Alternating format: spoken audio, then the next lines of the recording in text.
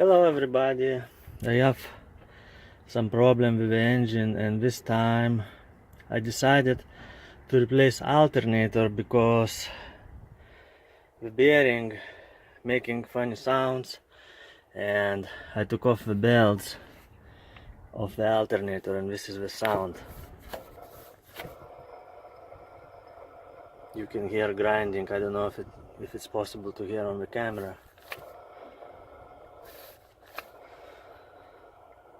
And while I took the pipe of the turbo because I need to access to this alternator, I found that my turbo is spitting oil to the intercooler.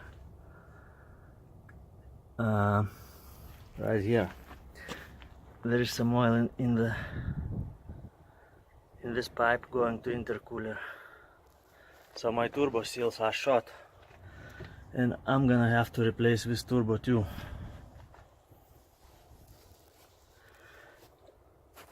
Intercooler doesn't look too much oil in it, so I will check the other side. If there is some oil, I will have to flush it somehow. The turbo itself is good. The blades doesn't have a side play or damage it. The only thing is spitting oil, so I'm gonna replace turbo too. I went to dealer yesterday and they said this turbo for this newer Cummins cost 5,100 without the actuator, so I'm gonna reuse the old actuator and I'm gonna keep this old core, and I will bring to turbo rebuild shop, so I will have spare turbo with me next time. I already released the tensioner and took out the belt, so disconnected the battery cables, so I won't get any short with this ones. And I removed the coolant line here because it was blocking alternator. I had to drain coolant too. Now I'm gonna unscrew these bolts and I'm gonna remove alternator. I'm gonna use this small Makita impact gun, electric. I really like it because it's light. I have a lot of torque. I put 17mm socket, and let's try to take one of the bolts.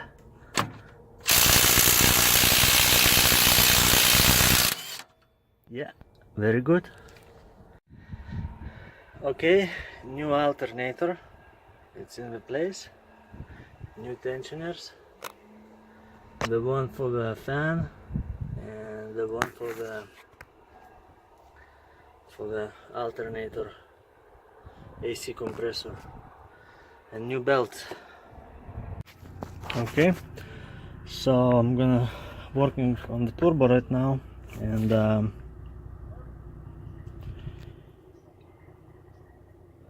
I remove coolant lines from the top of the turbo, from the actuator and from the turbo housing, and also gonna remove that coolant line.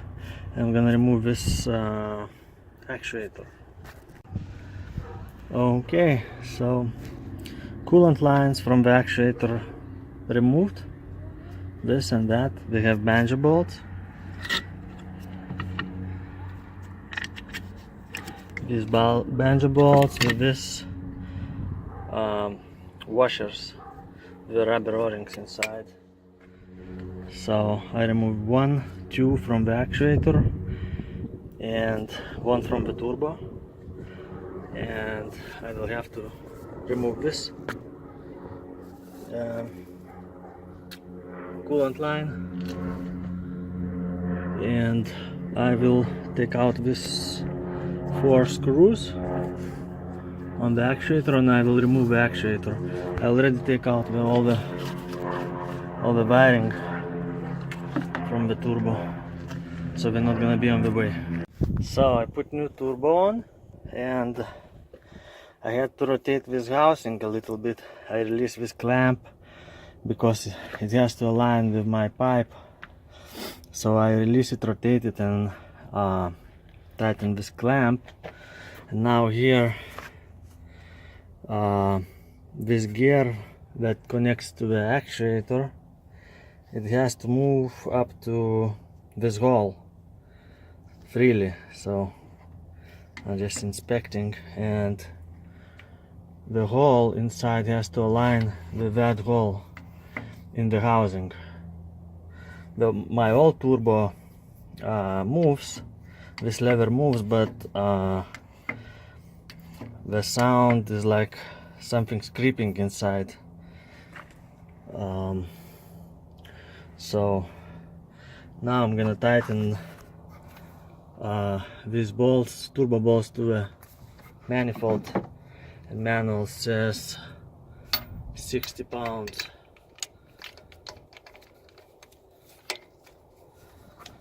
Of torque.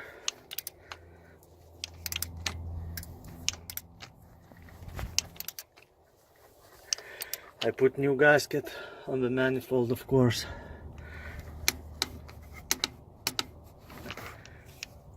Okay, I'm gonna finish tighten the rest bolts, and we'll have to connect oil line in the back. This is actually coolant, but oh, this is oil, yeah. And I'm gonna have to put fitting here for the coolant, turbo coolant, and this is turbo coolant too. And I'm gonna put new gasket on this turbo return line. I put from actuator kit, there is plastic gauge, so I just put it here to check the travel of this gear.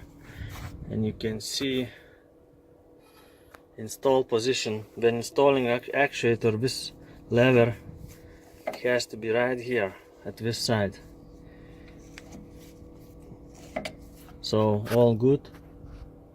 Now I'm gonna connect laptop and turn on inside and calibrate actuator. Okay, I connected with Cummins inside to the ECM, and now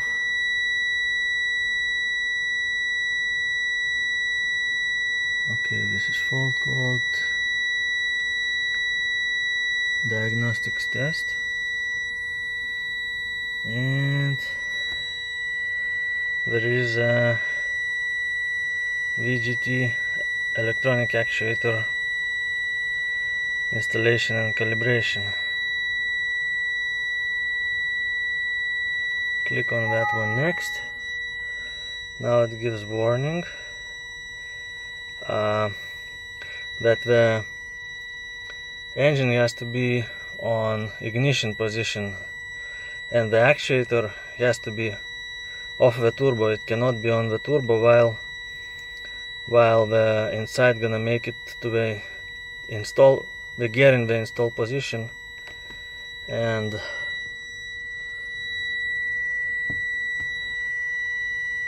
then we'll choose from here, okay, install actuator and calibrate actuator. So when I do install actuator, actuator has to be off the turbo, like it says here. VGT actuator must be removed from the turbocharger while proceeding to install. Okay, next. And we go start. Okay, next. Okay, it says passed. Now it says actuator completed successfully. The VGT actuator can now be physically installed on turbocharger. Now I'm gonna go to the turbo and put the screws on the actuator. I'm not gonna disconnect with inside and I'm not gonna disconnect the ignition key. Okay, as you see, actuator still is off. I just put it to the side and you can hear the sound from the motor. Yeah, if I move it I can hear the sound of the electric motor. I put new gasket here. It has to go in this position. Now I'm gonna place this on top, and I'm gonna put this screws. Okay, I got the actuator on, put the screws, tighten all those 4 screws with Allen wrench, and I'm gonna go back to my laptop. Okay, back to the laptop with Cummins inside, and I'm gonna choose this Calibrate actuator. Gives a warning that actuator has to be already mounted, and press OK, press start, gives you another warning. Okay, now it's calibrating. Pass it. So that means actuator is good. It's all calibrated, and I can finish back on the turbo to install the coolant lines now for the actuator. Okay, now I'm connecting these coolant lines to the actuator, and there is another in the back, and this goes to the turbo housing. I have this bunch of bolts. They have washer with a rubber inside, so I replaced those. I put new ones, so one goes from this side and the other one goes from the other side, like that.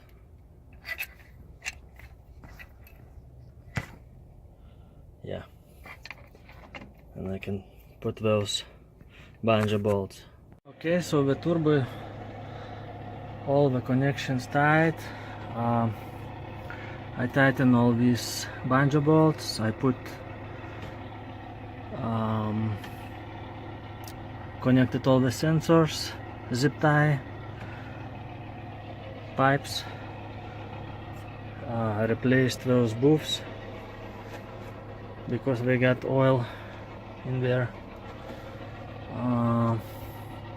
Now I'm ready to put the coolant in, and we'll start the engine.